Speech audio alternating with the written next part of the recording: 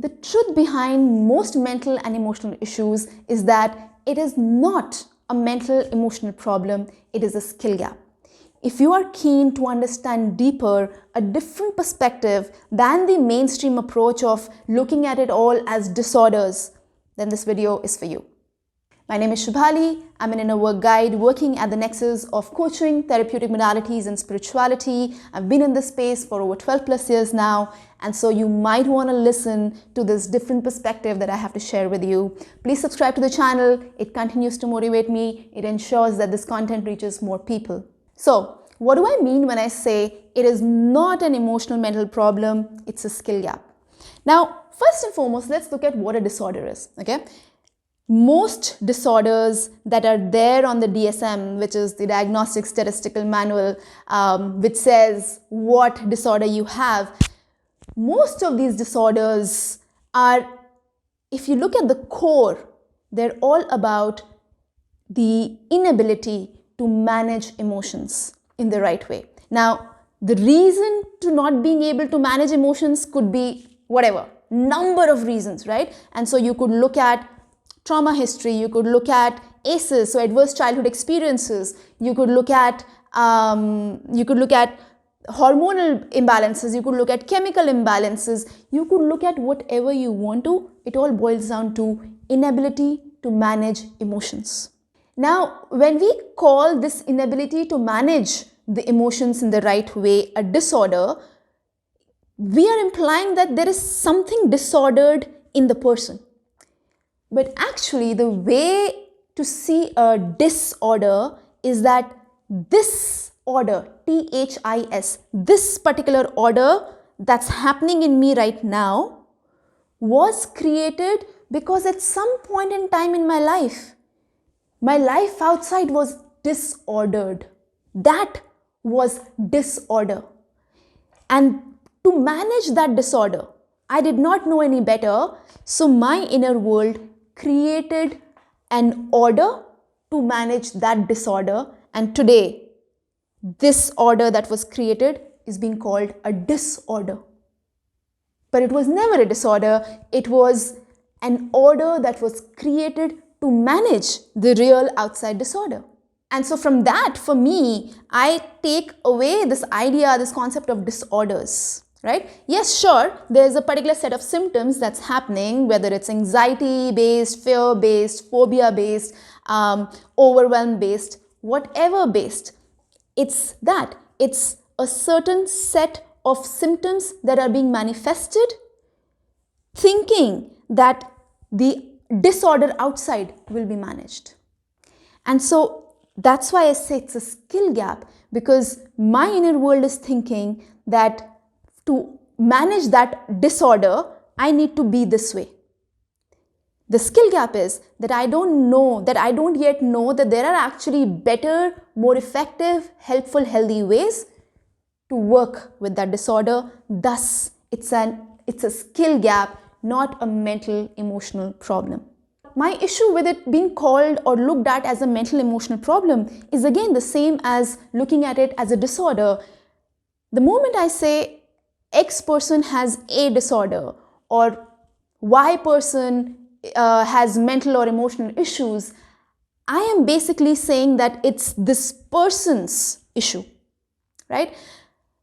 But no disorder or emotional mental problem is individual based. Why do I not have the skills to manage my emotions? Because as a society, we forgot that a basic life skill is to teach our children how to work with emotions. The core base of any relationship is emotions. The core base of life is relationships. Anywhere you go in life, whatever you are doing, whether you are in a romantic relationship, or you're with your parents, or you're with your children, or you're working at your office, wherever you are always in a relationship, and every relationship will have emotions. So if I don't know how to work with emotions, of course I will struggle in relationships. Of course these emotions will seem more jumbled. And since emotions form the base of relationships and relationships form the base of life, of course I will struggle in life. Thus, You do not have a mental emotional problem. The problem is of a skill gap that we as a society have failed to provide for ourselves, to provide for our children. However, this is also not to blame the society. Everything evolves based on the need, right? And most of us, and you probably know this from your own experience, most of us react for our needs to get met versus having the ability and the skill, and this is again a skill, right? Having the skill and ability to be able to pause and see what is a wiser, healthier, more helpful way of having this need met.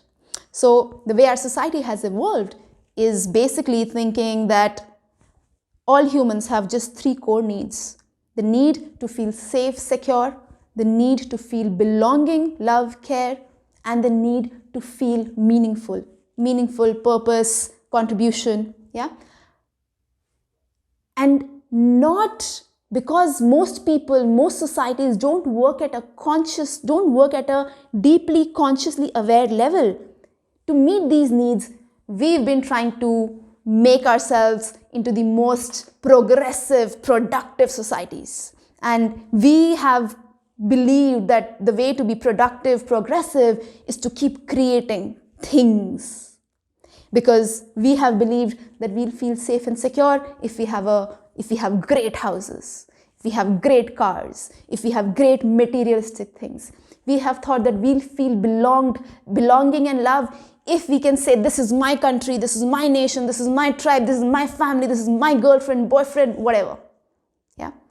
And similarly, we have thought, oh, if I have a big name, if I impact hundreds of thousands of people, then that means I mean something. Yes, and not really. The safety, security that I am desperately trying to get met through material needs is actually right here in my body. The love and belonging that I'm trying to look for from everywhere is actually in here in my body. And the meaning that I'm looking for is actually in here in my body. And when I say body, the body and the mind are one and the same.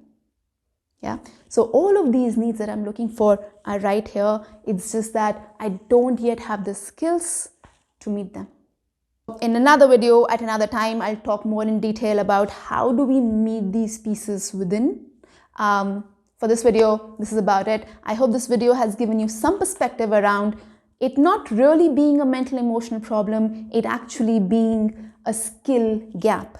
The last piece that I do want to add in here is that if you think of disorders which are beyond just psychological, right? Like, so if, let's say, in case of autism, the brain structure, the physical brain structure is differently created and developed.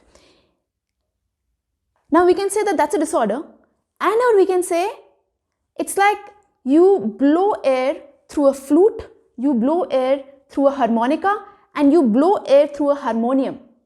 All 3 will make different sounds, but they'll all 3 make music, right? Now, I can say, hey, flute is the best, the other 2 are substandard. Or I can say harmonica is the best, the other 2 are substandard. But that's then my way of seeing things.